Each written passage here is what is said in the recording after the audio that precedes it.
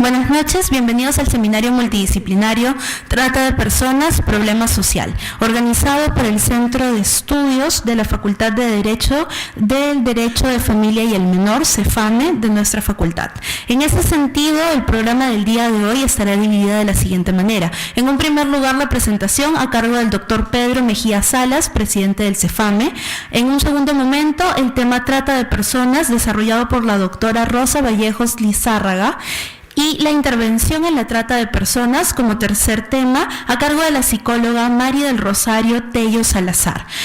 Asimismo, y luego de ello, durante la exposición se les hará llegar papelitos para que puedan llenar con las preguntas y les agradeceremos que pongan el nombre del expositor o expositora a quien van dirigidas las preguntas para que puedan ser absueltas al final.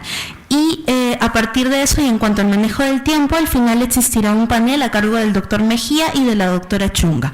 Por lo cual les damos la más cordial bienvenida a este seminario multidisciplinario y para poder inaugurarlo les pido que reciban con fuertes aplausos al doctor Pedro Mejía Salas, presidente del CEFAME, para la presentación. Gracias.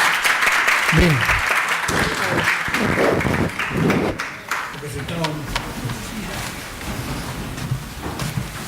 Buenas noches. El día de hoy estamos dando un seminario sobre trata de personas. Le hemos puesto problema social, porque es un problema social. Yo agradezco a los alumnos, que veo muy pocos de mis 3 aulas, que han venido a la conferencia. Yo ya sé quiénes son, así que no se preocupen. Y asimismo quiero agradecer a Rosita Vallejos, exalumna de esta facultad, fue mi delegada en un año que es del 2000 para adelante, no para atrás, así que no hay ningún problema. Gracias. Rosita es una excelente expositora, ella es especialista en Derecho de Familia, trabaja en Save Children's, estuvo trabajando en el Ministerio de la Mujer y ahí ha pasado a la Save Children's en la ONG. Y luego tenemos a la doctora Mari Tello, que debe estar viniendo, ella trabaja en Maranguita, en la Avenida La Paz. Indudablemente de la Avenida La Paz acá se va a demorar un poco. Y también tenemos a nuestra fiel colaboradora, que es la doctora Carmen Chunga, que es miembro del CEFAME también. Esto va a tener, además del diploma que se va a dar acá, nosotros vamos a dar una constante certificación del centro para que ustedes la tengan para cuando tengan que hacer sus trámites para su título de abogado, que es uno de los requisitos que tienen que hacer. Yo creo que ya debemos comenzar porque se está pasando la hora 6:30 y son creo 10 para las 7, ¿no es cierto? Entonces, lo dejo con ustedes a la doctora, mi expositora, Rosita Vallejos. Adelante. ¿O vos a exponer ahí? Y para dar inicio, como decía el doctor Mejía, muchas gracias por sus palabras, a la doctora Rosa Amelia Vallejos Lizárraga, quien es abogada por nuestra casa de estudios con 22 años de experiencia en el ejercicio profesional dedicados a la defensa de los derechos humanos de la niñez y la adolescencia, así como el derecho de familia. Cuenta con un magíster en Derecho Civil, con mención en Derecho de Familia por la UNIFE y diplomados en Derechos Humanos de la Salud por así como también conciliador extrajudicial, y cuenta con diplomas de especialización de violencia familiar y escolar en la Universidad de Lund, Suecia. Exponente nacional e internacional en estos temas, así como también ha ejercido la docencia en distintas universidades en la materia. Finalmente ha elaborado como comisionado en la Adjuntiva para la Niñez y la Adolescencia de la Defensoría del Pueblo y como directora de políticas de niñas, niños y adolescentes en la Dirección General de Niñas, Niños y Adolescentes del Ministerio de la Mujer y Poblaciones Vulnerables. Actualmente es coordinadora de programas de Save the Children. Les pido que la reciban nuevamente con fuertes aplausos.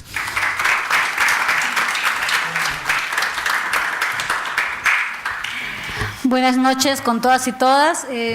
Para mí es un gusto siempre estar aquí en la universidad, aunque yo no estudié en este local, sino en el local antiguo.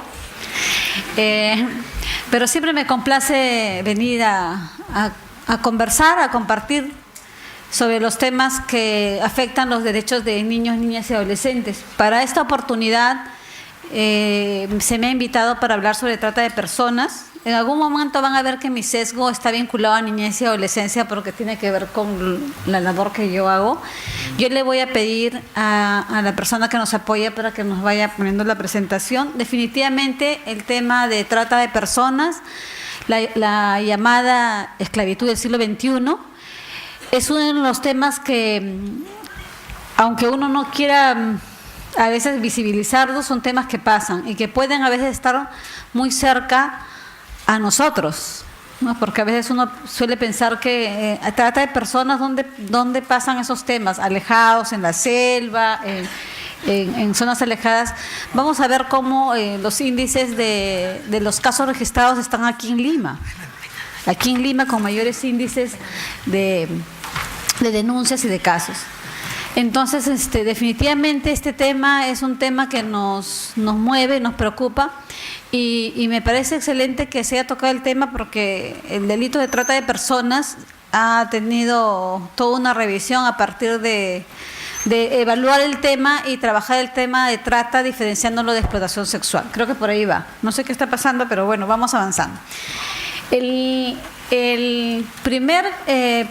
contenido que yo había preparado para esta vez era, primero iba a hablarles sobre las cifras del fenómeno de trata de personas, luego íbamos a ver el tema del concepto, de qué se trata la trata, y de ahí una referencia al marco jurídico. Como ustedes son estudiantes de Derecho, yo me he permitido, voy a desarrollar la parte del contenido de trata, pero me he permitido que algunos temas vinculados a la normatividad lo vamos a ir mencionando, porque lo ideal es que ustedes luego también investiguen, porque esa es la idea de complementar la presentación. Vamos a ver si podemos ver. Y ahora sí. Entonces, como les decía, el primer tema que se va a tocar es el tema de cifras, del concepto, el marco jurídico y algunas recomendaciones en relación al tema. En nuestro país, las cifras nos dan cuenta de cuántos casos y denuncias hay actualmente. Yo he traído algunas cifras, tratando de traer las más últimas. En el 2016, el Ministerio Público registró 1.144 denuncias de trata de personas y hay un ranking de denuncias y, como les decía, en Lima, en Callao y en Madre de Dios, en ese orden de prelación están el número de denuncias. Entonces, no es que está todo muy alejado a nosotros, ¿no? Por su parte, el Observatorio de la Criminalidad del Ministerio Público del 2010 al 2016 registró 4.150 denuncias, de las cuales casi el 80% de víctimas de trata son mujeres. Y el 56% de ese 80% son niños, niñas y adolescentes, registrando un mayor índice en los adolescentes de 13 hasta los 17 años de edad, con 50.1. El Perú es un lugar de origen, también es un lugar de tránsito y también es un lugar de destino en el tema de trata. Ocupamos a nivel mundial el puesto número 18 de 167 países del mundo y somos ubicados en el 5º país de la región. En realidad este puesto no es para preocuparnos, porque es un puesto que indica que tenemos mayor cantidad de casos de trata. Lo ideal sería que no aparezcamos, que estemos en el 167 o que no aparezcamos en la lista.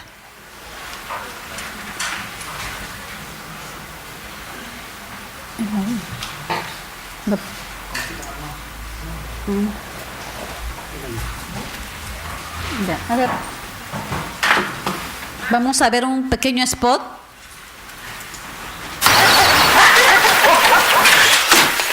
Bueno, lo que le ofrezco ahorita es una buena oportunidad. Para empezar, va a tener un jefe muy bueno. Le damos pegaje. No necesita documentos. Te cae tu buena plata. Y encima va a hacer unos contactos. Y señora, ¿acepta o no? Si te dijera la verdad, eso es lo que verías. 0800-232-32. Línea contra la trata de personas. En el video ustedes pueden apreciar una de las formas cómo se capta a a las adolescentes, pero también una de las formas de trata, que es la explotación sexual. Entonces, ¿cuál sería el concepto de trata? De acuerdo a lo que nos señala y tipifica nuestro Código Penal en su artículo 153, en que recoge el Convenio de Palermo, dice que la trata de personas, para traducirlo, supone captación, transporte, traslado, acogida, recepción o retención de personas por medio de violencia, amenaza, coacción, privación de libertad, fraude, engaño, abuso de poder o de cualquier situación de vulnerabilidad, concesión o recepción de pagos o cualquier beneficio con el propósito de someter a una explotación, sea sexual o laboral. También incluye el concepto, ha incluido la venta de niños para mendicidad, trabajo forzoso, servidumbre, la extracción o tráfico de órganos, tejidos u otras formas. Cuando nosotros vemos en esta descripción captación, traslado, transporte, acogida, recepción o retención, vemos un delito proceso, porque hay varios, es como una ruta que sigue la víctima hasta llegar a su destino final. Quiere decir, por ejemplo, en el caso de que hemos visto en el spot, para que la adolescente haya llegado a ese lugar con su familiar, es porque ha habido algún anuncio, algo que le llamó la atención de un empleo donde la han captado y ha podido llegar hasta ese lugar. Luego, si ella ha aceptado este supuesto trabajo, es transportada, porque generalmente la sacan de su lugar de origen para trasladarla a otro lugar, y hay una suerte de transporte y de traslado. Cuando se habla de traslado, no necesariamente se refiere al traslado físico, sino al traslado de autoridad. Es un adolescente cuyo familiar va y le entrega a una persona adulta, quien supuestamente se va a hacer cargo de ella, le va a dar un trabajo, le va a dar un alojamiento y le va a hacer un pago, y ahí se conceptualiza, se considera el traslado. La acogida viene cuando ya la adolescente llega al lugar donde va, supuestamente puede ser el lugar de la casa donde va a trabajar o donde profesionalmente se quede, y finalmente va a ser recibida, y luego que es recibida, donde se ubique su domicilio, su centro de ubicación, va a ser retenida. Y va a ser retenida y va a ser privada de su libertad. En esta concepción de trata, para efectos de considerar el delito de tipo penal, basta que se encuentre al adolescente o a la mujer o al varón, podría ser, son 20%, como vimos al inicio, que se le encuentre en cualquiera de los estadios para que se pueda ser considerado un autor de delito de trata de personas. No necesitan haber hecho toda la ruta completa. Donde se encuentre al tratante con la víctima, en cualquiera de los espacios, se considera el delito. ¿Qué significa eso? Ustedes van a ver que es un proceso tan largo, entonces generalmente no es una sola persona, generalmente son varias. Pueden ser una o pueden ser varias que hacen todo ese proceso y todo ese circuito. Entonces, todas las personas que participan en este proceso van a ser procesadas por el delito de trata. También otra característica que se señala de este concepto es que se utiliza la violencia, ¿no? Que puede ser la violencia física, puede ser la violencia psicológica, la amenaza, ¿no? La amenaza que le va a pasar algo, coaccionarlas, ¿no? Vas a tener el beneficio si no haces esto. Nosotros conocimos un caso en la Defensoría del Pueblo de una adolescente que su enamorado le dijo para irse a trabajar a otro distrito y a otro país, a otra provincia. Le ofreció un trabajo, y la adolescente, cuando estuvo yendo con él, se dio cuenta que había una mala intención en el viaje, porque comenzó a hacer más preguntas, y finalmente el enamorado le dijo a ella que si ella no iba con él, él iba a publicar las fotos y la grabación que había tenido cuando habían tenido relaciones sexuales. Entonces ella, para que no publiquen la foto de agresiones sexuales, fue coaccionada y se la llevó a un distrito cercano, acá en Comas, donde estuvieron abusando, o sea, la estuvieron explotando sexualmente por 3 meses, hasta que pudo ella escapar, ¿no?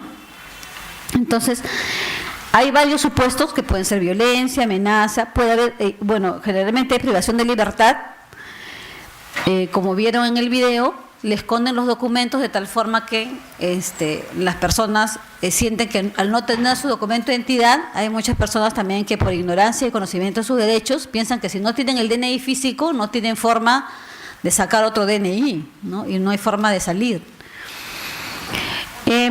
También este delito tipo busca que puede haber un fraude, un engaño, un abuso de poder, también el tema de muchos, a veces los temas de trata también hemos visto casos que son los padres o las madres que entregan a sus hijos, entregan a sus hijas aún sabiendo que van a ser explotados.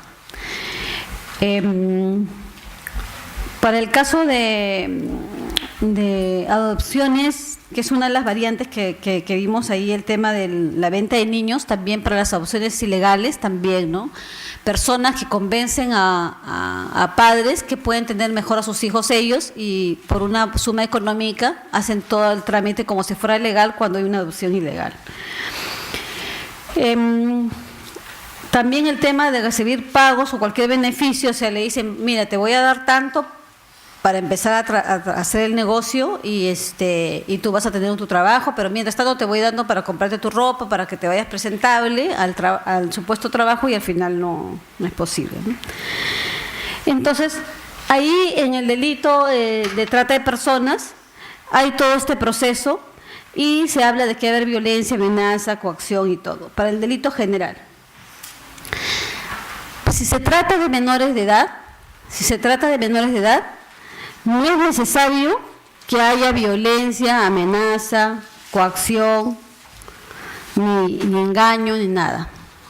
Si un adolescente se le encuentra privada de su libertad, forzándole a hacer cosas en contra de ella, se configura el delito de trata. En el caso de personas adultas, sí se está pidiendo que haya esta modalidad, que haya violencia, amenaza y grave.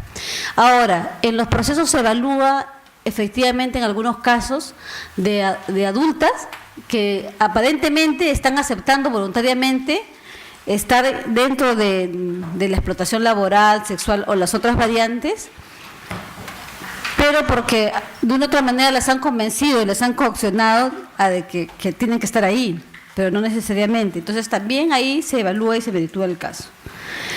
Entonces, repetimos el concepto para irnos aprendiendo hoy día el concepto de trata, ¿no? Que es la captación, transporte, traslado, acogida, recepción o retención de personas por medio de violencia, amenaza, coacción, privación de libertad, fraude, engaño, abuso de poder o de una situación de vulnerabilidad, concesión o recepción de pagos de cualquier beneficio con el propósito de someterlo a explotación sexual o laboral. Principalmente esas son las dos variantes donde hay la mayor cantidad de casos registrados.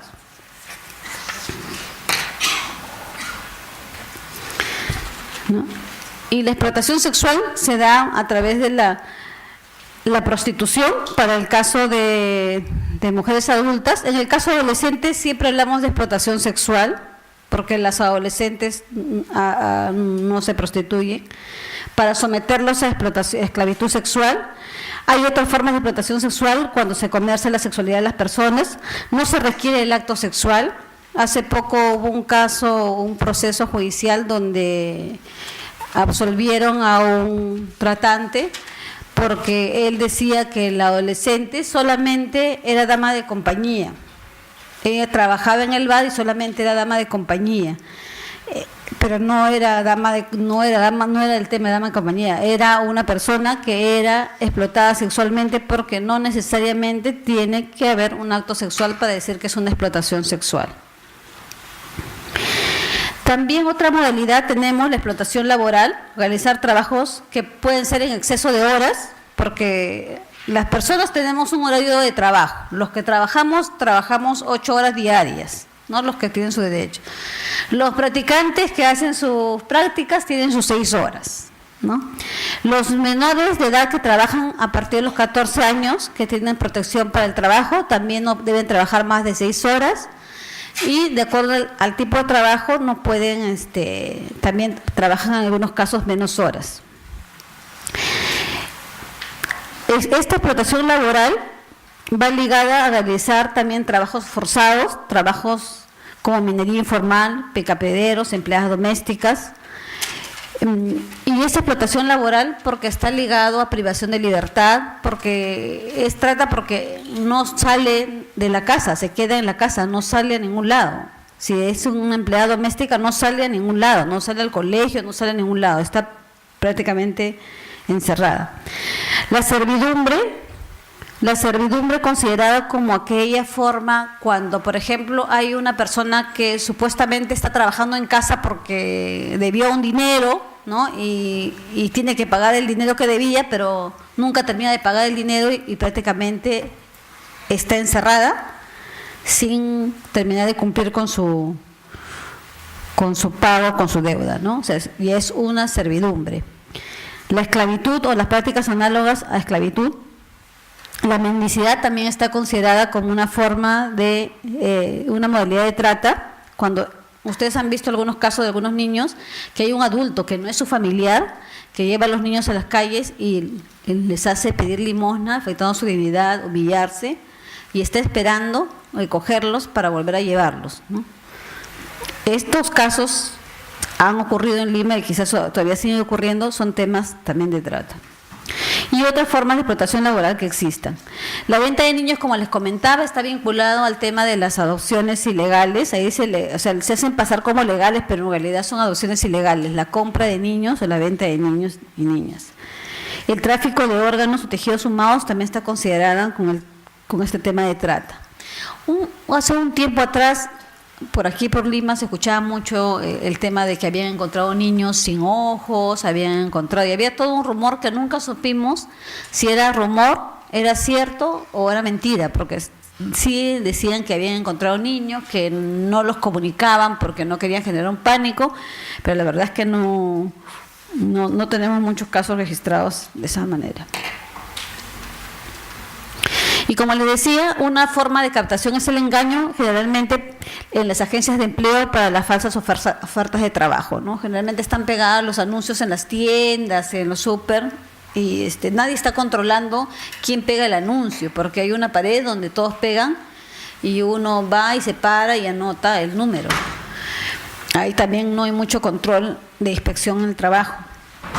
La seducción principalmente de hombres hacia mujeres, ¿no? Los enamorados, las parejas, ¿no? Que les dicen vamos aquí, vamos allá, y al final terminan vendiéndolas, ¿no?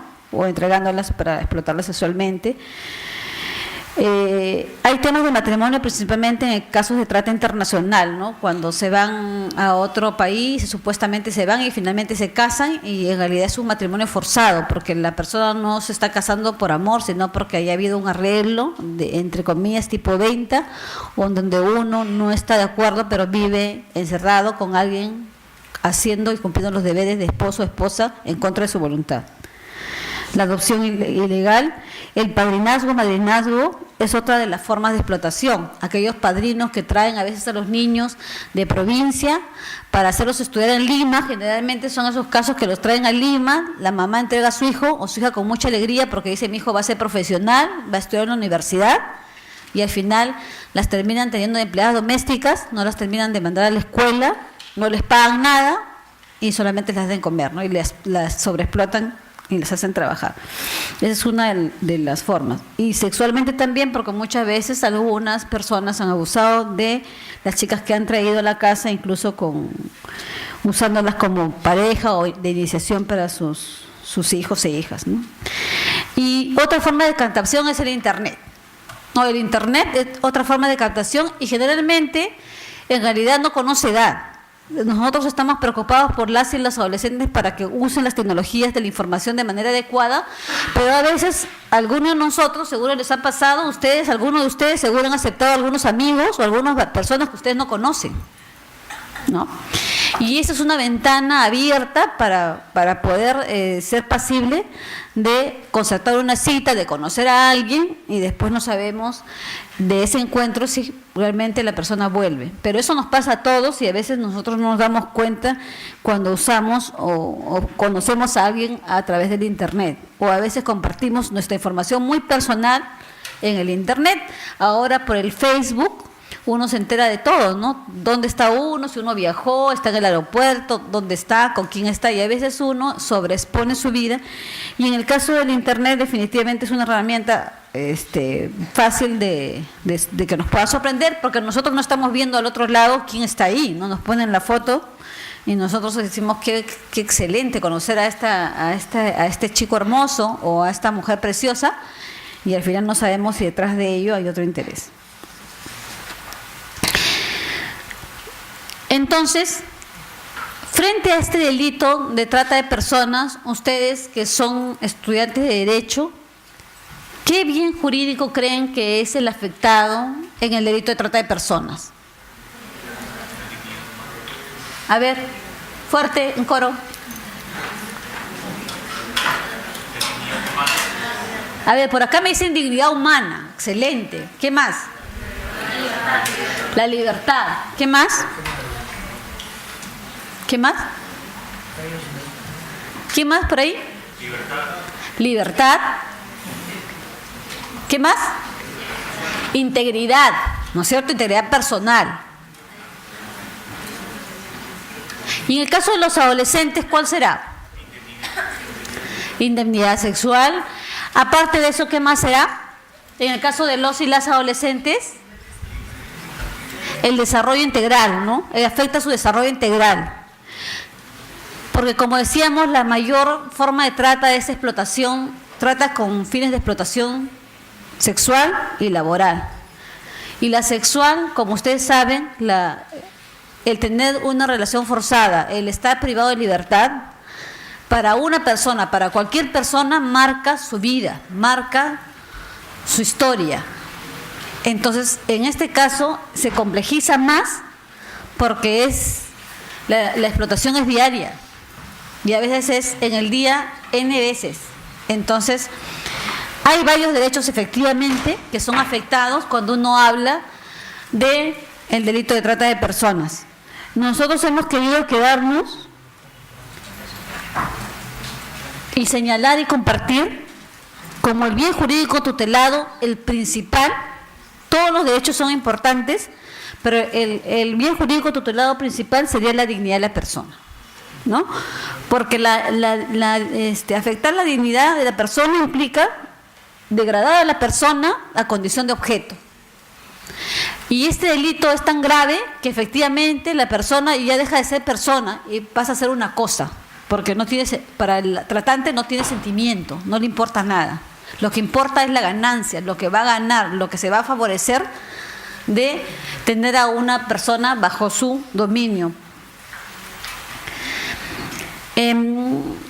También el tema de la dignidad de la persona es importante considerarlo, porque cuando veamos el tema de las sanciones, vamos a ver que las sanciones, en el caso de menores de edad, es más elevada, ¿no? O sea, el bien jurídico tutelado es tan principal, porque es inherente al desarrollo de una persona, que justifica el hecho de que se eleven las penas mayores, ¿no? El delito de trata de personas para mayores de edad tiene una pena no menor de 8 ni mayor de 15, pero tratándose de adolescentes entre 14 y 18 años, no menor de 12 ni mayor de 20, pero si son menores de 14 años, no menor de 25, incluido hasta 35 años de pena privativa de libertad. Y uno suele pensar, a veces uno piensa que hay redes de tratas, así. Acá generalmente no son redes formales, como a veces uno ve en las películas, que hay redes internacionales, grandes. Aquí no se ha encontrado mucho esas redes, hay más organizaciones más como decir como si fuera una empresa, ¿cómo se llama? Informal, algo así.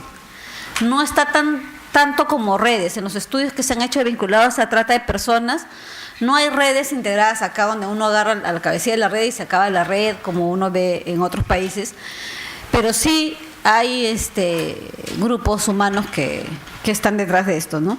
Y para esto el Estado tiene muchas responsabilidades, ¿no? Muchas responsabilidades, y asignado toda una serie de obligaciones derivadas de los instrumentos internacionales y nacionales.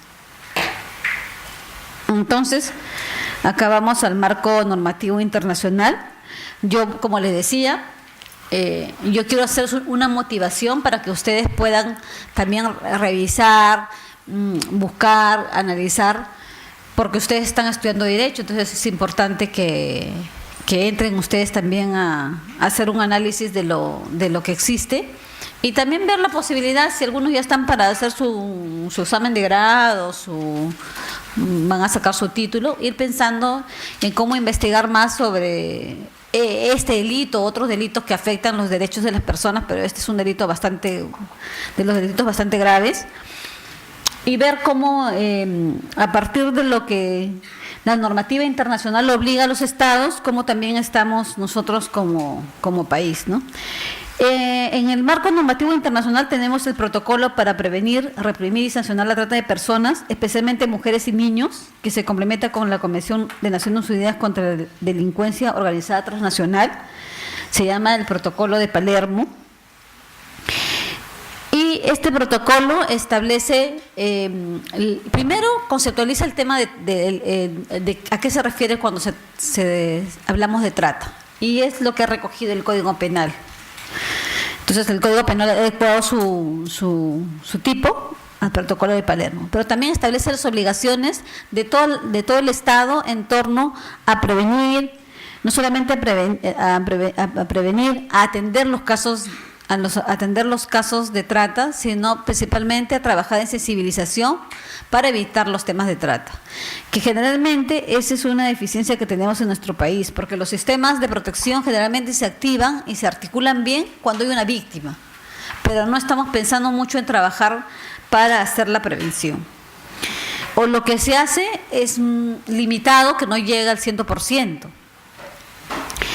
También hay el protocolo facultativo de la Convención de los Derechos del Niño relativo a la venta de niños, la prostitución infantil y la utilización de niños en la pornografía. Este protocolo facultativo a la Convención hace también un desarrollo de qué obligaciones tiene que trabajar el Estado para hacer la prevención y la intervención. Actualmente la Convención de Derechos del Niño tiene 3 protocolos, ¿no? Y el tercer protocolo lo firmamos hace muy poco y es un protocolo relativo a las comunicaciones y le permite a los y las adolescentes acudir a las instancias internacionales en queja cuando siente que sus derechos no han sido escuchados en el Estado. Por primera vez, esta convención permite que los adolescentes directamente puedan demandar al Estado, en términos más prácticos. En el marco normativo nacional, ¿qué tenemos? ¿Cuál es la norma básica, importante, principal, la base de toda la columna de la jerarquía de normas? ¿Cuál es? No miren para allá, mírenme a mí, por favor. ¿Cuál es? La Constitución, ¿no es cierto? Siempre ustedes tienen que andar con su Constitución en el bolsillo, la Biblia, la ley de leyes. Nosotros sacamos Constitución y si completamos con sentencias del Tribunal Constitucional ya nos consagramos, ¿no? Que es importante estar siempre mirando. Entonces, la Constitución, en el artículo 2, en el numeral 24, en el literal B, especifica que no se permite en ninguna forma alguna restricción de la libertad personal, salvo en los casos previstos por la ley. Se refiere a las detenciones, ¿no?, legales, que están prohibidas la esclavitud, la servidumbre y la trata de seres humanos en cualquiera de sus formas. Ya la Constitución del 93 regulaba la prevención, la prohibición de la trata. También nosotros tenemos leyes especiales, la 28950, la Ley contra la Trata de Personas y Tráfico Ilícito de Migrantes, y su reglamento, el Código de los Niños, Niñas y Adolescentes, que es esta Ley 27337, que también habla que se consideran formas extremas que afectan la integridad personal, el trabajo forzado, la explotación económica, así como el reclutamiento forzado, la prostitución y la trata. El Plan Nacional contra la Trata de Personas, que es de este año, de 2017 al 2021, el Decreto Supremo 017 del 2017 del Ministerio de Interior, En este plan, si a ustedes les interesa ver el tema de trata, está bien completo porque hace todo un diagnóstico. Hace el diagnóstico, establece cuáles son los factores que promueven la trata, hace su árbol de problemas y al final establece cuáles son las acciones que se van a hacer, que yo las voy a mencionar, cuáles son los ejes al final. También hay el Plan Nacional de Acción por la Infancia y la Adolescencia, que ya tiene rango de ley, y en este plan un resultado está específicamente vinculado al tema de trata. ¿Y qué hace el Ministerio de la Mujer frente al tema de trata? Aparte de participar en la Comisión Multisectorial del plan de implementación de prevención frente a la trata de personas, que lo maneja el Ministerio del Interior, el Ministerio de la Mujer trabaja con los gobiernos locales, con los gobiernos regionales, para promover que los gobiernos regionales se articulen a toda la red de protección y trabajan en todo lo que es una ruta de intervención. Trabaja campañas de prevención, más rutas de control, menos rutas de explotación. Lo hacía antes en las ciudades, ha llegado a hacerlo también a nivel fluvial. Yo les cuento porque yo he estado en esas reuniones cuando he estado trabajando en el Ministerio de la Mujer y es interesante cómo llegan a algunas de las zonas. Lo que sí es una deficiencia es que no hay tantos recursos humanos como para llegar a todos los lados, a todas las regiones, a todos los lugares. Entonces se van a algunos lugares, ¿no? Pero sí se promueve la articulación. Está el fiscal especializado en delito de trata de personas, porque hay fiscal especializado.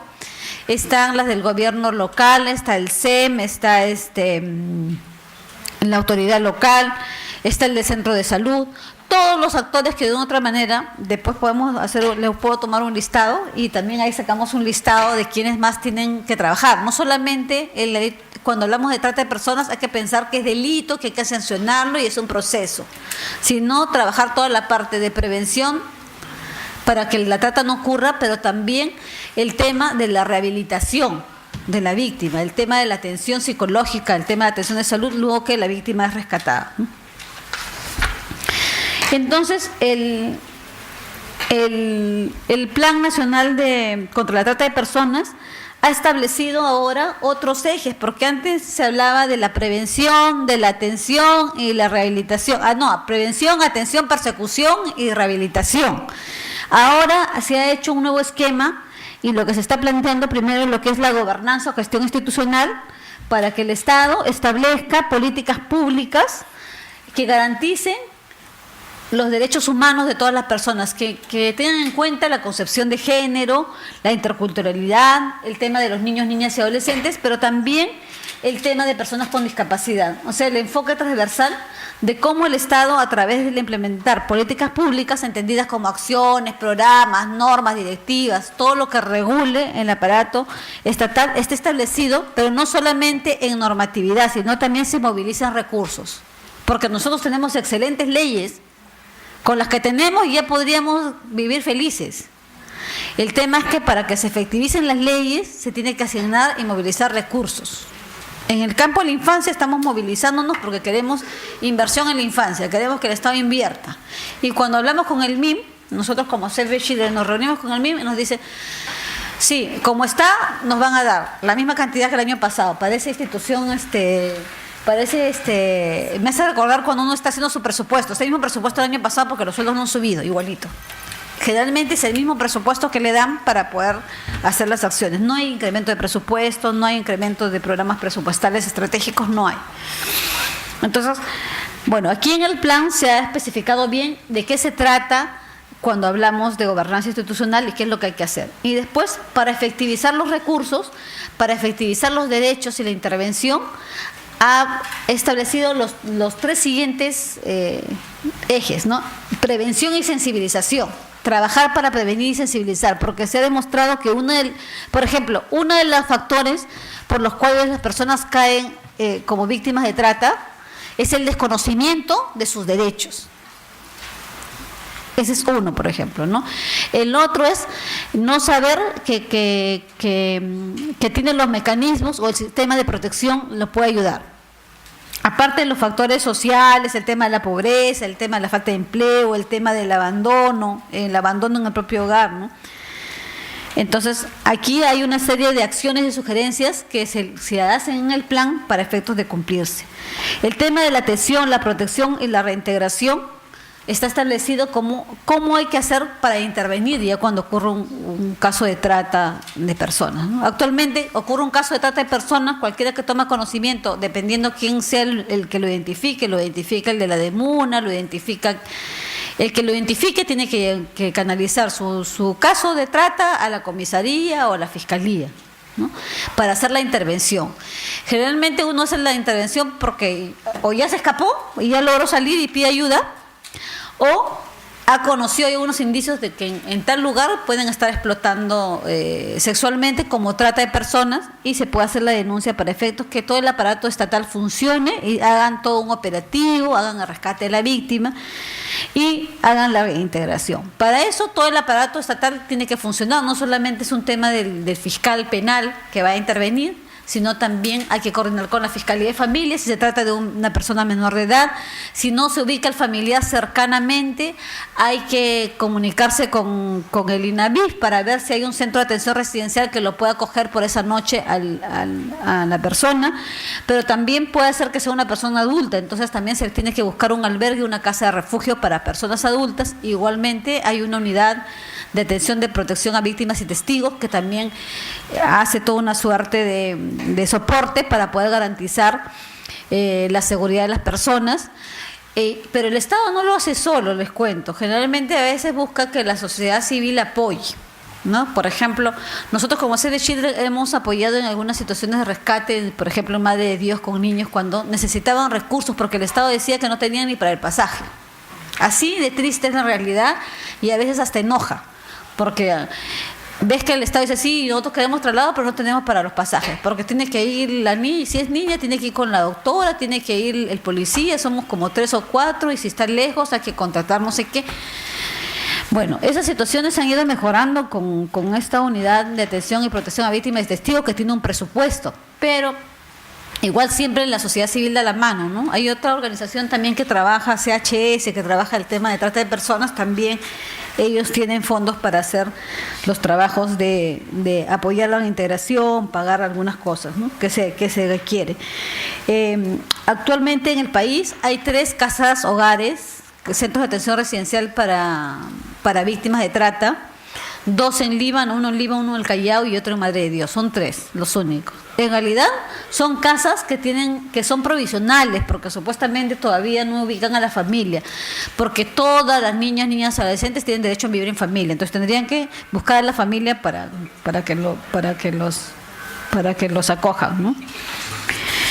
Y bueno, el otro eje es la fiscalización y la persecución del delito, ¿no? ¿Cómo es que el Estado se tiene que organizar para fiscalizar? Efectivamente, por ejemplo, les decía, donde cuelgan los puestos de empleo, si yo soy Ministerio de Trabajo, debería ser un operativo para barrerme todas las tiendas donde cuelgan avisos y está chequeando y llamando para ver quiénes son los que ofrecen los servicios. Se me ocurre, ¿no? O cuando ya se ha identificado en qué zona, en qué bar, en qué calle, en qué casa tienen que montar todo un operativo para poder hacer el rescate, ¿no? Garantizando los derechos de los niños, niñas y adolescentes y bueno, y de las víctimas, porque pueden ser mujeres y excepcionalmente pueden ser varones, como decía.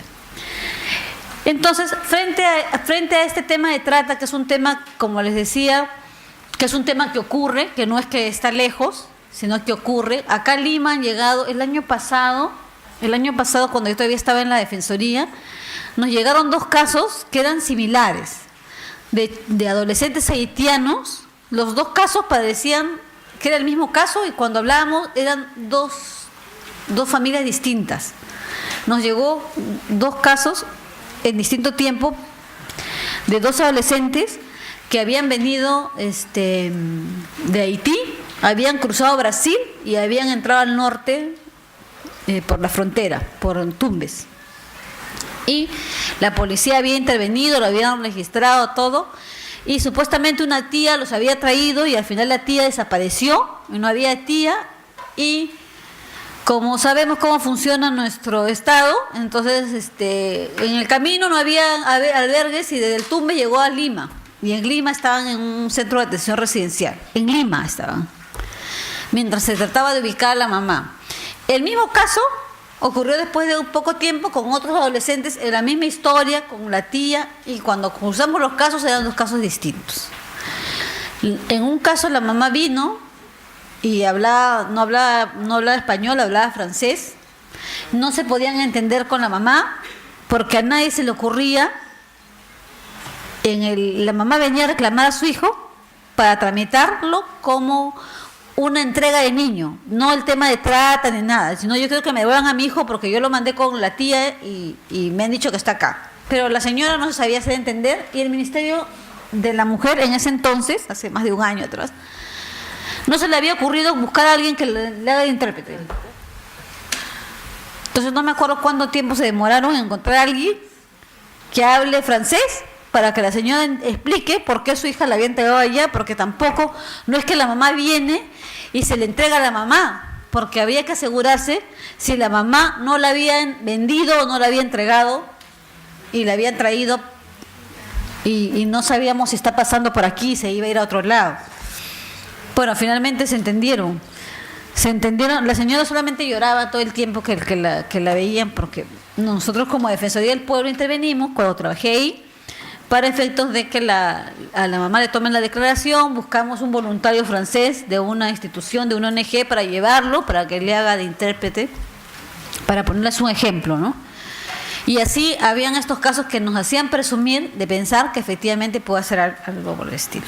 Entonces, en virtud de ello, las organizaciones que trabajamos temas de niños, niñas y adolescentes, en frente a la trata de personas, nosotros hemos tenido una reunión el lunes con el alto comisionado de las Naciones Unidas que ha venido al Perú para plantear varios temas vinculados a derechos humanos. Y en el tema de niñez, nosotros le hemos hecho algunos pedidos para que este alto comisionado recuerde al Estado peruano qué obligaciones tiene frente a la trata de personas.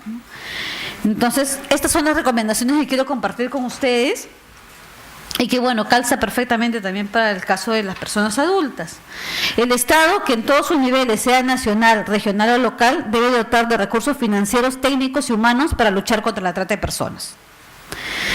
Que el Estado debe contar con una base de datos completa, única y actual y desagregada sobre los tipos de delito de trata de personas con indicadores fiables para su seguimiento y registro, porque no hay.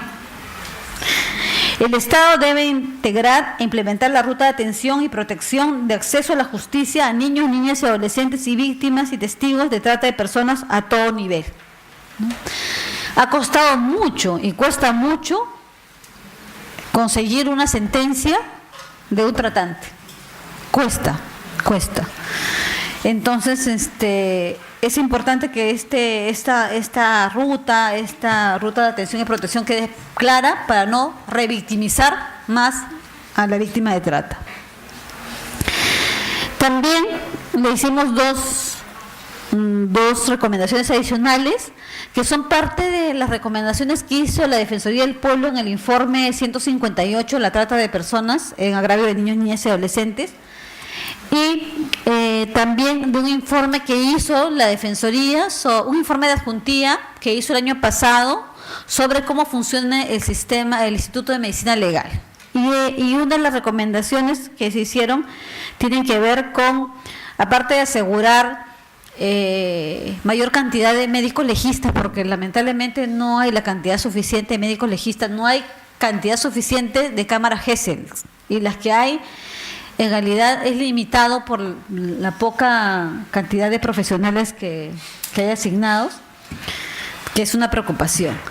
También le solicitamos modificar la guía de procedimientos para la entrevista única de víctimas de abuso sexual, explotación sexual y trata con fines de explotación sexual, con la finalidad de que la entrevista única pueda realizarse en más de una sesión en consideración al principio de interés superior del niño, y se incluye el consentimiento de los niños, niñas y adolescentes sin consentimiento de decisión de sus padres, ¿no? Porque la entrevista única en realidad no es que es única. A veces se entiende que es única, no. La entrevista se llama única, pero en realidad puede ser hecha en una, en dos o en tres. Depende que el evaluador vea si el niño o la víctima está en la capacidad de continuar con el proceso, que quizás en ese momento no puede continuar, ya se cansó, ya no quiere hablar o está llorando y ya no puede, entonces hay que parar la entrevista para citarla en otra oportunidad, ¿no? Entonces, en la revisión de casos se vio que eso no, había muchas dificultades, ¿no? Y bueno, si no está en la guía, a veces también los funcionarios son muy legalistas. Si no está en la guía, si no está en la ley, no se aplica. Pero todos los que trabajamos o vemos temas de niñez sí se aplica, porque hay un principio de interés superior del niño, incluso sin que se modifique la guía. El principio de interés superior del niño me exige a mí como funcionario que yo, en aras de proteger al niño, pueda cambiar incluso lo que está establecido en el procedimiento, y ya se ha hecho con varios casos para garantizar, por ejemplo, en el caso del derecho a la identidad de las personas, ¿no? Dice que el hijo, que el esposo tiene 90 días para impugnar la paternidad y no sé qué, ya eso ya pasó a la historia, porque lo importante es garantizar el derecho de la identidad de la persona, del niño, de la persona. Entonces hay derechos que priman. Entonces, este tema del principio de interés superior del niño es un tema que también sería lindo que ustedes puedan investigar, porque este es un tema fundamental, porque permite justamente adecuar procedimientos, ¿no? Porque es una norma de interpretación, porque es fuente también es una norma de procedimiento, ¿no? Y permite adecuar una intervención tomando como referencia la Convención de Derechos del Niño y todos los protocolos facultativos y las observaciones generales del comité, y dar una interpretación más amplia. Y bueno, finalmente, aprobar un protocolo referido al procedimiento de derivación de la víctima a otras entidades para su rehabilitación y reintegración a la sociedad, ¿no? Hay otras entidades, hay otras instancias que podrían colaborar en la reintegración. A veces se piensa que solamente todo es medicina legal, todo es el MINSA, todo es... No, hay que buscar los otros servicios especializados que también tiene el Estado para intervenir. En realidad les quisiera decir más cosas, pero creo que esto es lo más importante que he traído hoy día para compartir, porque yo sí les invito, porque es un tema que tiene varias aristas y que es importante seguir profundizando desde el marco del derecho y desde el marco de punto de vista social también, de qué más hay que hacer para asegurar y garantizar la protección y los derechos de todas y todas las personas para estar libres de la trata. Gracias.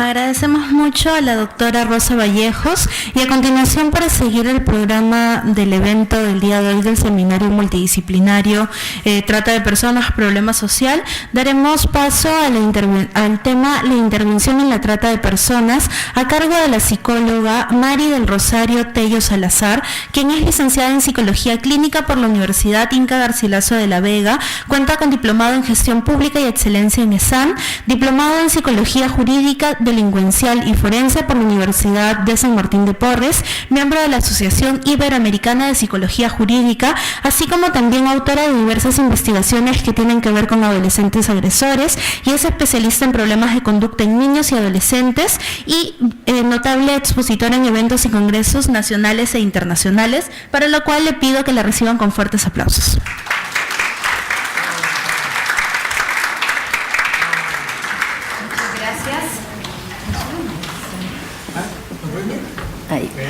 Bien, buenas noches. Agradezco en primer lugar al doctor Pedro Mejías Salas, a la doctora Carmen Chunga por haberme invitado a poder participar con ustedes, y un honor compartir esta mesa con la doctora Rosa Vallejos. Mi profesión es psicóloga y voy a tratar de enfocar un poquito más el tema en función de la especialidad. Ustedes ven ahí esa foto. Como decía la doctora Rosa, voy a ir jalando yo algunos temas y algunos conceptos en esto, ¿no? Y ustedes pueden pensar que a una persona que solamente se le pida juventud y que tenga buena presencia, se le pueda pagar 1.500 a 2.000 soles mensuales, ¿no? Buen trato, dice, se busca una señorita y un WhatsApp. Y les cuento que la mayoría de las señoritas universitarias se animan. uy, 850 soles el sueldo mínimo, y acá me van a pagar 1.500 y bueno, a ver, ¿de qué se tratará? Voy a escribir al WhatsApp. No saben, quizás es el primer hilo, ¿no?, del manojo, del ovillo que pueda llevar a la trata de personas. El tercer delito, como ustedes ven ahí, más lucrado, ¿no?, detrás del tráfico de drogas y armas. No es un tema que mucho se hable, es un tema que lo anuncia quién. A ver, quizás algunos de ustedes actualizándose ahorita ha visto la película Desaparecido con la Halle Berry, ¿no? No dice trata de personas, pero el hijo se lo llevaban y después se encontraron unos niñitos al final de la película. Ahí está.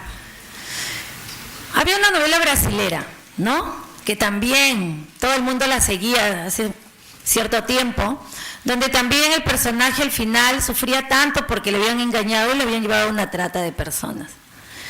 Como les digo, es un tema que es más de novela, de fantasía que de realidad, pero no es así. Actualmente existe un trabajo de investigación realizado por el Ministerio de Justicia con el INPE respecto a todas las personas que están ahorita en el CRAS de Lurigancho detenidos por haber cometido este delito, y que les cuento que son muy pocos. Y se ha hecho el trabajo de investigación cruzado en información psicológica para saber qué lleva a las personas a la explotación de otro ser humano. Y les cuento que también muchas veces ellos ingresan más que nada por secuestros, delitos de secuestro, que es un poco que también a veces ya por cuestiones legales, ¿no?, para aminorar la cantidad de pena. La definición, si bien la doctora Vallejo le explicó muy bien con el Código Penal, yo traigo una definición en general, ¿no?, una definición que todos podemos manejar. Y ustedes ven ahí, trata, comercio o tráfico, que son términos que definen el comercio ilegal de seres humanos con propósito de esclavitud laboral, mental, reproductiva, explotación sexual, trabajos forzados, extracción de órganos o cualquier forma de esclavitud contra la voluntad y el bienestar del ser humano. Me quedo con esa definición global porque ahí tenemos todo. Ahí tenemos algunas cifras, ¿no?, las ven nomás, no las voy a mencionar. Está a nivel de la página web. Pero sí quisiera detenerme un poquito en el protocolo. Tenemos que la UNOPS, ¿no?, la Oficina de las Naciones Unidas contra las Drogas, uno de sus 3 protocolos menciona a la trata de personas como un delito tipificado y penalizado internacionalmente mediante este protocolo de trata de personas. El número 1 lo mencionan ellos, que es un instrumento que establece las definiciones, normas y procedimientos a seguir por los países firmantes para defender los derechos humanos de millones de víctimas que están atrapadas en las redes de esta modalidad criminal. Así lo define el protocolo. El 23 de agosto se celebra el Día Internacional del Recuerdo de la Trata de Esclavos, y también se celebra que fue un día que escogieron para hacer la abolición. La UNESCO la tomó y estableció un 23 de septiembre como el Día Internacional de la Lucha contra la Trata de Personas. Sin embargo, hay más de 35 millones de personas en el mundo víctimas de trata, y de las cuales 66.000 se encuentran en el Perú. Esto según el Índice Global de Esclavitud. En el año 2013, la Asamblea General de las Naciones Unidas estableció que el 30 de julio es el Día Mundial de la Lucha contra la Trata de Personas.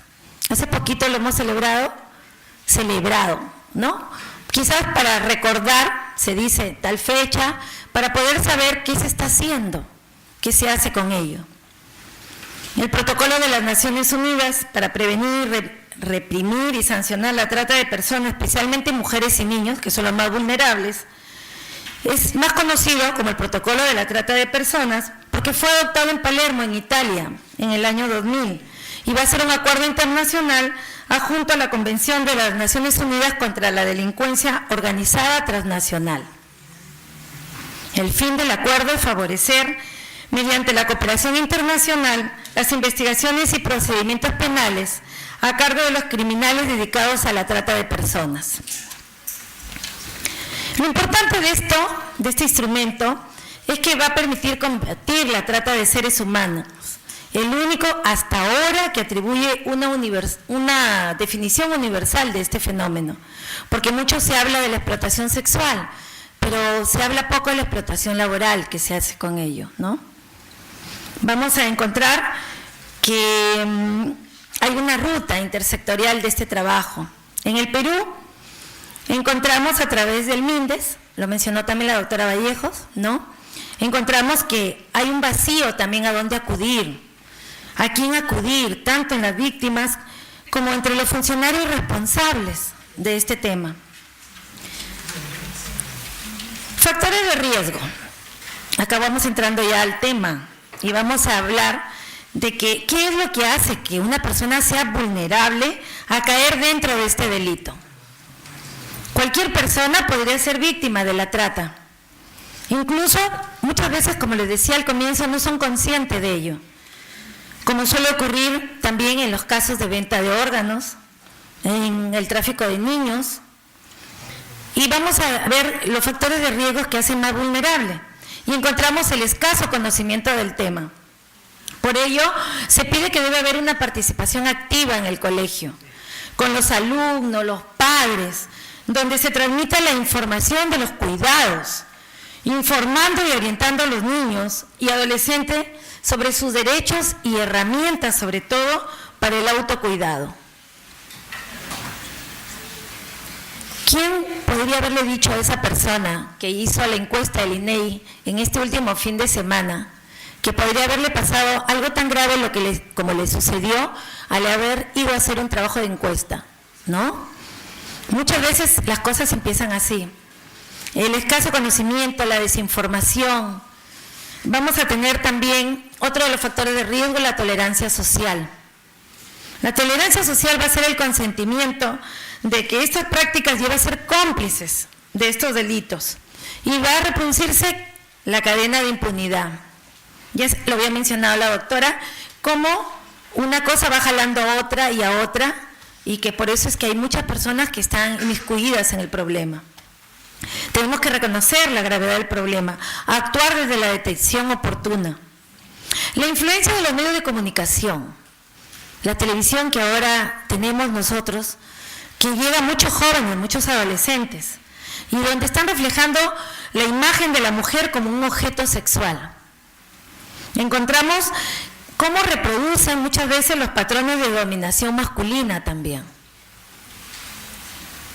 La discriminación de género, algo que se habla mucho hoy en día, que está traducida en la desigualdad legal y social, también es un caldo de cultivo para los tratantes. La pobreza, la necesidad económica, que eleva la vulnerabilidad ante los tratantes, la falta de alternativas de oportunidades de inserción laboral y social. Es muy sabido los casos de aquellos niños que vienen a Lima, vienen a la capital y que son traídos por los que se denominan, que se mencionaron los padrinos, ¿no? O aquellos que se denominan los tíos que van a ayudar a que en Lima ese niño, esa niña tenga mejores oportunidades de desarrollo. Y cuando decimos es tío y vemos los documentos, es el tío de cariño, ¿no? No es el tío putativo, que se le denominó así porque lo conoció la mamá, el papá, pero no porque tenga un parentesco consanguíneo. Otro de los factores de riesgo encontramos los niños carentes de cuidados parentales. La negligencia y mucha responsabilidad paterna. Muchos papás que no se comunican con los hijos como deben de hacerlo. Piensan que la televisión los va a informar o el internet los va a orientar. No se supervisan las actividades que los niños realizan. En el parque, con quién se encontró, con quién conversó. Encontramos también la violencia familiar, que expone que muchos niños y adolescentes escapen de sus casas, vivan en las calles. La falta de documentación, la falta de registro de nacimiento en algunas regiones del país. Actualmente el niño, por cuestiones más que nada de salud, tiene que registrarse en el momento del nacimiento, tienen un DNI de color amarillo. Ustedes saben que tienen una fecha límite para poder hacer el registro. Hay muchos papás que no se preocupan de ello. La insuficiencia de control y denuncias adecuados para la persecución y sanción criminal a los tratantes, clientes y funcionarios cómplices involucrados. También tenemos los desastres humanos.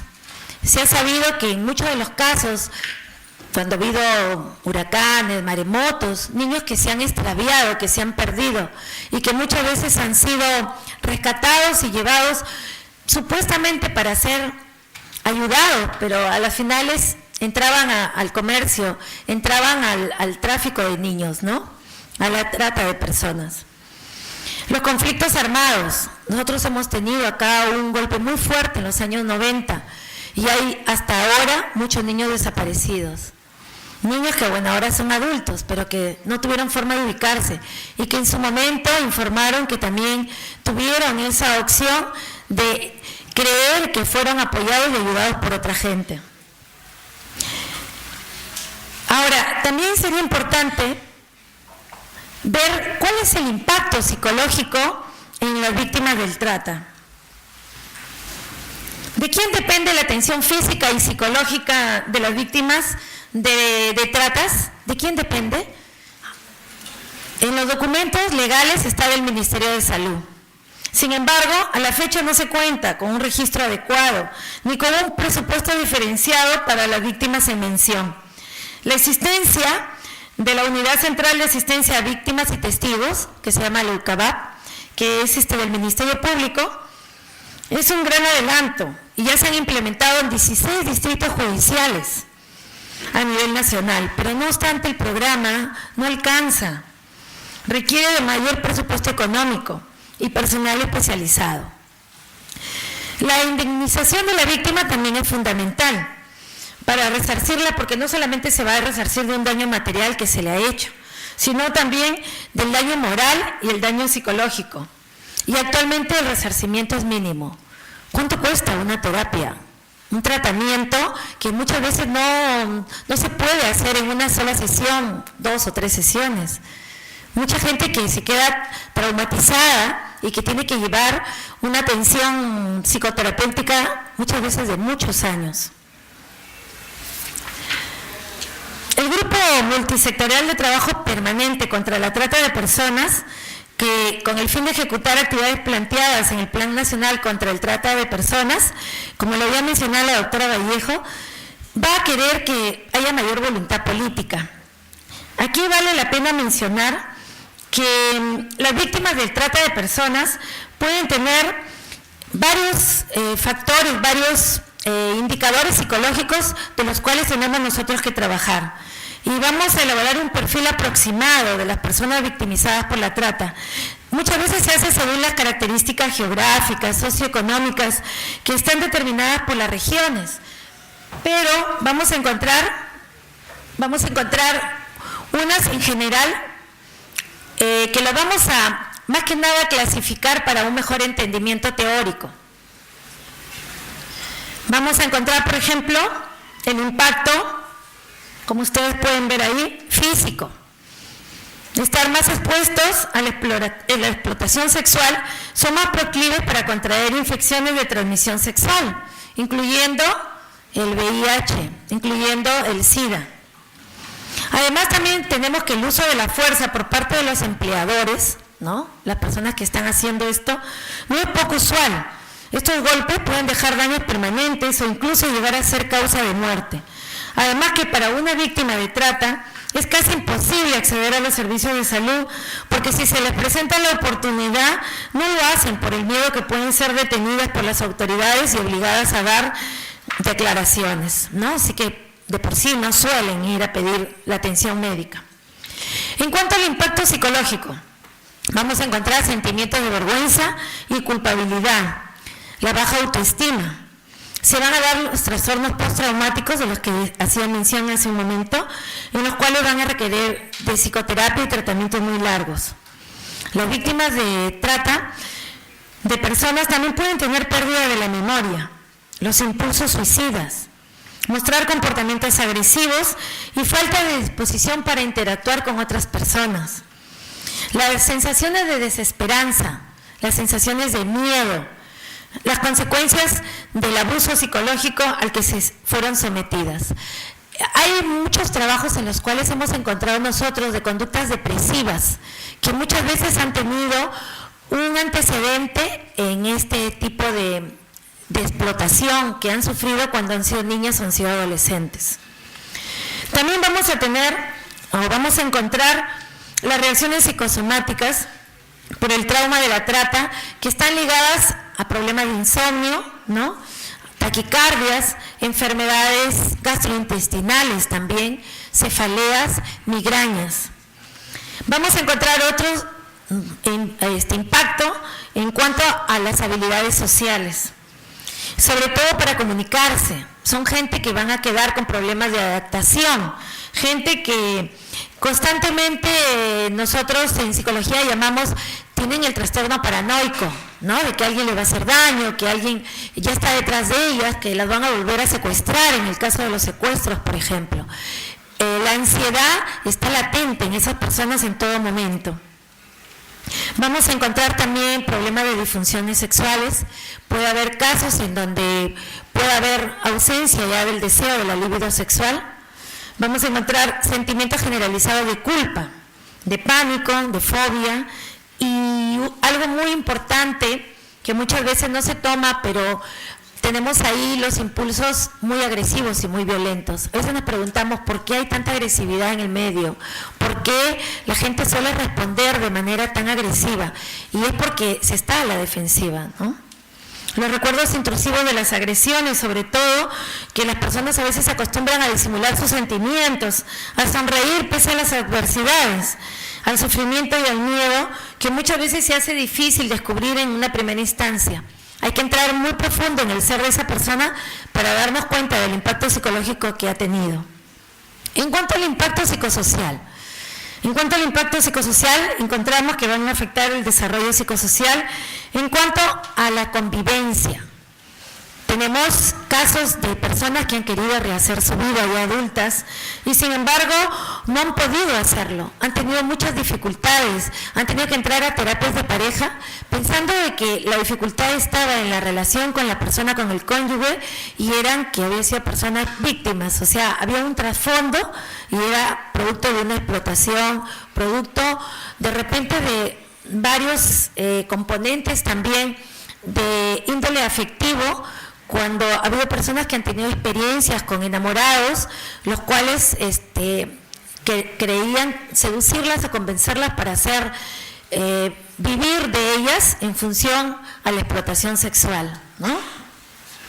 La estigmatización también es importante considerarlo, porque cuando una víctima se libera y sale en los medios de comunicación, sobre todo, queda ese estigma, o dentro del medio donde ella se desarrolla. Muchas veces estas víctimas tienen que irse a lugares muy lejanos de donde ocurrieron los hechos. Ahora, lo que es importante mencionar algunas conclusiones. En cuanto a las conclusiones, vamos a encontrar que cada Estado firmante del protocolo va a considerar la posibilidad de aplicar medidas destinadas a prever la recuperación física, psicológica y social de las víctimas de la trata de personas. La mayoría de las víctimas son mujeres y niños que son de alguna forma captadas para convertirlas en esclavos sexuales y o laborales. Pero también hay casos de varones. Hay determinadas zonas. Estuvo haciendo un trabajo de investigación en el norte del país, en el cual se había encontrado de que muchos niños eran captados para hacer servicios domésticos. Increíble, ¿no? Más suelen ser siempre las mujeres, pero también había este caso de explotación para los casos. Hemos visto a nivel de los niños que llegan infractores a los centros juveniles, hay en sus antecedentes históricos, como factores de riesgo, que ellos han tenido en algún momento un proceso de esclavitud, que han sido captados por personas adultas y que han aprendido conductas disruptivas, conductas delincuenciales, pero forzados, porque si no llevaban ese dinero a esta persona adulta, no comían ese día, o no tenían un techo donde dormir, ¿no? Y eso era una trata de personas. La clave también para erradicar este mal, otra de las conclusiones a las que podemos abordar, es la unión y la cooperación mundial, porque aún con la existencia de leyes que ayuden a las víctimas, las secuelas que deja la trata de personas no se borra con el tiempo.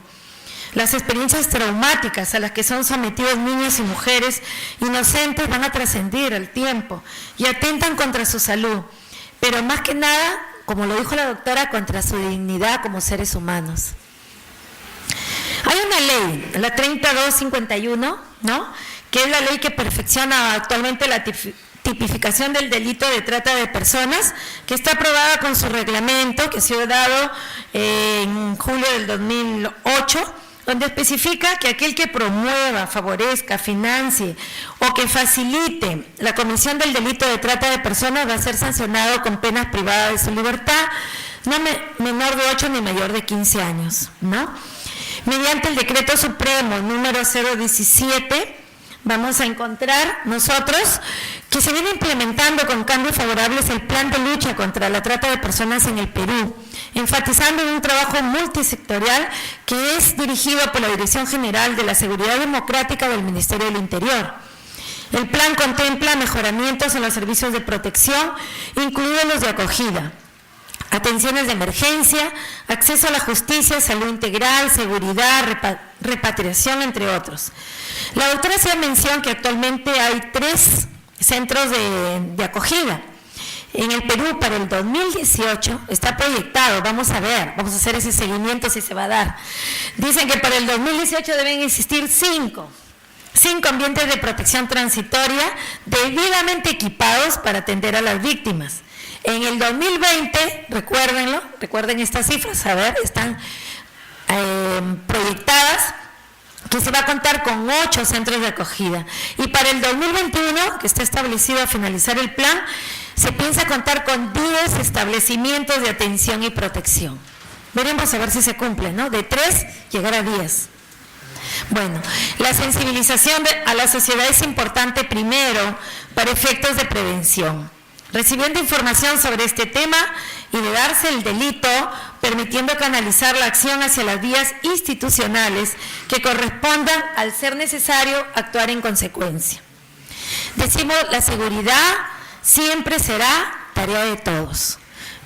Voy a pensar siempre, en todo momento, en toda situación, que nosotros tenemos que apuntalar hacia la prevención. Siempre tenemos que hablar antes de que ocurran las cosas. Si las cosas se dan, las leyes nos permiten de repente decir, voy a delimitar, ¿no? Voy a sancionar, pero la prevención es lo primero. Y aquí va a ir algo que va para todos ustedes, no solamente para los niños y adolescentes, sino también para ustedes, para sus hermanos, para su vida personal. Y ustedes van a ver acá algunas recomendaciones. Por favor, dice, en los perfiles de tus redes sociales nunca publiques información personal ni compartas fotos de tus familiares o amigas y amigos o cualquier información tuya. Desconfía de los anuncios o personas que te ofrezcan trabajos muy atractivos, principalmente si el trabajo es fuera de la ciudad donde vives. Más aún si te piden que le tomes fotografías en traje de baño o en poca ropa. Hay muchas jóvenes que en su Face, ¿no?, se ponen las fotos y son captadas por este tipo de personas. Ellos están buscando esto en las redes. Hay otra serie de recomendaciones que hacemos también. Aléjate de personas que te aborden en la calle para conocerte. Si recibes mensajes en los que buscan seducirte, ilusionarte, amenazarte, chantajearte, intimidarte o con la promesa de regalarte cosas que te gustan, platícalos con una persona de tu confianza.